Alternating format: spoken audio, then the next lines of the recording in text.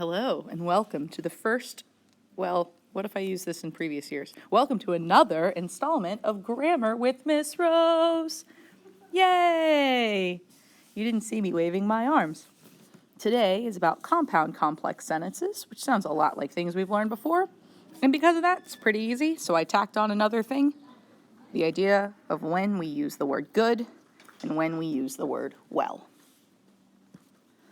So as I just said, we have two topics. First, compound complex sentences, which is a bit of a combination of the things we've been learning, and then good versus well. So to review, because before we start thinking about compound complex sentences, we got to remember what compound, complex, and simple are. So please remember and take a picture of this, screenshot this slide if you need. A simple sentence is just one independent clause that can stand on its own. A compound sentence is two independent clauses combined using a comma and a fanboy. Those are called coordinate conjunctions. Remember, fanboys are for, and, nor, but, or, yet, so. If you have trouble remembering that, or if you need more notes, please see your old notes or my old videos which explain them. Complex sentences are dependent clauses and independent clauses. If dependent comes first, you need a comma. If independent comes first, no comma before your dependent clause. Remember that dependent clauses have subordinate conjunctions. Those are those combining words like after, because, etc. Same thing, if you don't remember, or if you need a common list of those, it is provided to you on previous videos. That was like the most professional slide I've ever done. So there's one more type of sentence. It is the compound complex sentence, and it is, just like it sounds, a combination of both kinds. Therefore, this is a combination of, aka, it is three clauses. Right? Independent, independent, and dependent. And they can be in any order. Another way to think about this is it's a compound sentence, right? Because of independent, independent, and an extra dependent clause, right? So it has to be three. You cannot have a compound sentence with less than three, because then it would just be either compound or complex. So let's look at some. It's easiest to see with examples. Here we go. So I'm going to mark dependent clauses in white and independent clauses in blue. So the first example says, when I grow up, I want to be a ballerina and my mom is proud of me. Well, I want to be a ballerina. My mom is proud of me. Combined with a comma and, that makes this piece a compound sentence, right? But then we tacked on this dependent clause with that conjunction when. When I grow up, I want to be a ballerina and my mom is proud of me. Three separate clauses, two independent and a dependent. The next one says, I will get to watch television, but first I have to clean up the dishes after we finish eating dinner. Ooh, so I see that, comma, but, so I know that my two independent clauses are here. I will get to watch television. First I have to clean up the dishes. After we finish eating dinner is then a dependent clause after being the conjunction. Once again, three clauses, right? Two independent and a dependent. Sometimes it could be two dependent and independent. I wonder if one of my sentences is like that. I don't know. We'll see. We won the game, but my uniform was muddy because I fell in the dirt rounding third base. So we won the game. There's my comma, but my uniform was muddy. Aha. Because, oops, hey, you didn't change color, you jerk. Because I fell in the dirt rounding third base. Same thing. This one's a little bit harder. I did it on purpose. Sarah cried when her cat got sick. but he got better soon. Aha. So I see that comma, but he got better soon. But what's up back here? Sarah cried when her cat got sick. Well, Sarah cried is a subject and a verb. That is an independent clause. When her cat got sick is dependent. So just because this independent is separated by a dependent, it still has three separate clauses, and it's still a dependent, or it's still a compound complex sentence. This is the type of sentence you need to watch for. These are easier to identify than these ones. Finally, the sun is shining through the clouds. So, oh, that's supposed to be think. I think that we can go swimming. Uh-oh, so I think that we can go swimming. Aha, I see my own mistake, do you? So I think that we can go swimming is dependent. I think subject verb. We can subject verb. So there we go. So we do in fact have independent, independent, and a dependent to follow. Awesome. Here are your practice ones. So here is your Jeopardy song. See if you can find the independent and dependent clauses. Each of these have three. Do, do, do, do, do, do, do, do. Oh, do, do, do, do, do. Do, do, do, do, do, do, do, do, do, do, do, do. Do, do, do, do, do, do. Do, do, do, do, do, do, do, do, do, do, do, do, do. Do, do, do, do, do, do, do, do, do, do. I'm done drawing, so I hope you are finished by now. It's got to be long enough, right?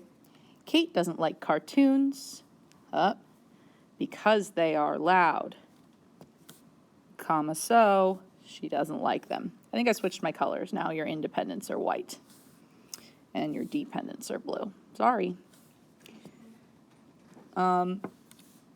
The dog started barking, yet the cat didn't run away because she is so used to the noise.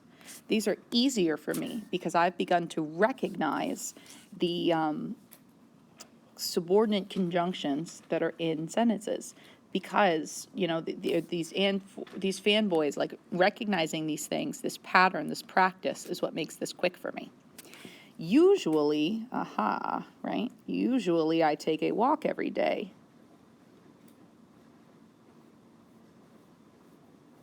I don't think usually is one, actually. Wait, hold on. Let's start and do it right. Usually I take a walk every day while the sun is setting, but today it was raining. Comma, but today it was raining. Ooh, there it is. Yep. While the sun is setting. And that makes usually I take a walk every day. Bam. Except I switched my colors again, didn't I? Yeah, I did. This is dependent. This is independent. This is also independent. I don't know. I hope you get the picture. Questions? If you struggle with this, this is a really, really commonly taught, learning targets, skill. So Khan Academy has another video on this. If mine did not make sense to you, you can also Google. You probably need to look through your old videos, or you are welcome to make an appointment with me. Pause. Don't mind me crunching carrots as I do this next part, because I'm hungry and it's lunchtime. So, the next task is one that is often asked of me as an English teacher, and it is, when do I use good, Miss Rose, and when do I use well? Well, I'm going to teach you how to tell. I'm a poet. So this is the page that I would take a screenshot of if this is confusing to you, and I do recommend it. This is sort of your cheat sheet. Good is used as an adjective, always. It always describes emotional state. So like feels. Well is always an adverb, meaning it describes verbs, and it always has to do with health. Your senses can be either. Now let's look at each of those more closely so you can see some examples. Good. Good is an adjective, and that you use it any time you are describing a noun. So you did a good job. Good is describing the job. It would not be a well job. She is a good teacher, describing the teacher. Emotional state is how you feel about something. So often when you see that verb feel, it is good if it's describing your emotions. So he doesn't feel good Do you have permission to go? about cheating on the exam. He doesn't feel good about cheating on the exam. So this is about his feelings in his brain, his emotions about cheating. Are you sure you feel good about your presentation today? Same thing. It has to do with the emotional state. But here's well. Well is an adverb. So any action verb that you're describing, or if it answers the question how something is done, because that's how an action is done, that is when you use the word well. So let's look at these examples. You did the job well.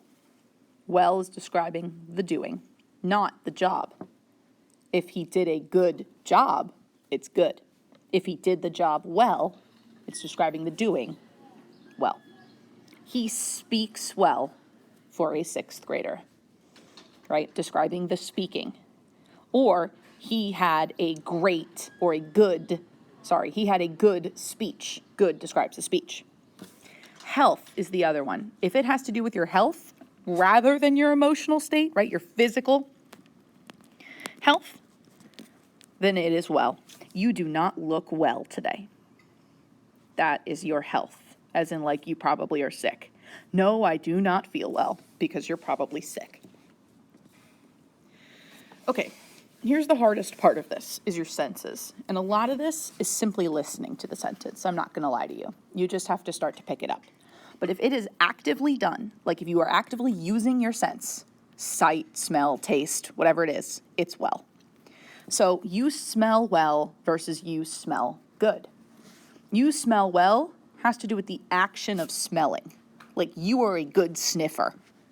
Versus you smell good, that smell is describing you.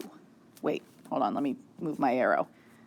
Yeah, good is describing you, right? It's not active. It's you that are good smelling, whereas the action of smelling is done well. Same thing with she looks good for a grandma. Ooh, she looks good. It's describing her. Compared to she is seeing well with her new glasses. The act of seeing is happening well. Does this help make some sense? So when you put it in the sentence, you just have to decide if it's active or not. Here is the all-important piece, and the reason we do this is how you answer the question, how are you? This is when your parents are like, yell at you about using the wrong one, or the cashier in the grocery store purposefully uses the other one, and you're like, wait, did I say it wrong? Like, this is sort of the reason we learn this skill. How are you? If you are describing your physical state, you are well. Oh, I'm feeling well, I'm well. But if you are describing your emotional state, I'm good. Yeah, I'm good. So regardless of what anybody says to you, they are both correct. It just depends on how you are answering the question. What is the person asking you? Generally, at the grocery store, they're asking about your physical health. I'm doing well. If it's your best friends, though, they might be asking about your emotional state. And you say, I'm good. I'm feeling good today. Right? So here's that page again if you want to, now that you've heard the whole examples, if you want to snap this picture. Good, adjective, describes a noun. Describes noun. And it's an emotional state. Adverb describes verb. And health. Senses can be either active equal well. The act. So here's our practice. She jogged very good or well for her age. Is it describing her If it was describing her, it would be good. If it's describing the jogging, she jogged very well. It is well for her age. She had a good time or well time yesterday. Describing the word time, therefore it is good, because if you need a cheat sheet, good is an adjective, well is an adverb. With a high fever, this is a physical state.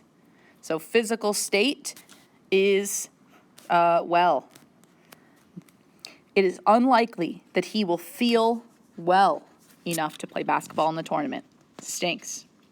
Maybe we'll just cross that out. We'll go with Jacob. You know, Jacob will feel well enough to play. No, he won't. Sad for Jacob. Sad day. Anyway, those glasses look blank on you. Is it describing the glasses, or is it describing how you look? Looking, active looking. Or sorry, it's describing how you look. It is not active looking. It's you. They look good on you. This might be hard. You might get some wrong. It might just take practice. It's okay. Speaking of, your turn. La, la, la. I should sing you like a new song for waiting. I don't know any other waiting songs. There's not even like a Wheel of Fortune song. There's just Jeopardy. Fine. Do, do, do, do, do, do, do, do. You circle good or well. I'll take a bite of mac and cheese. All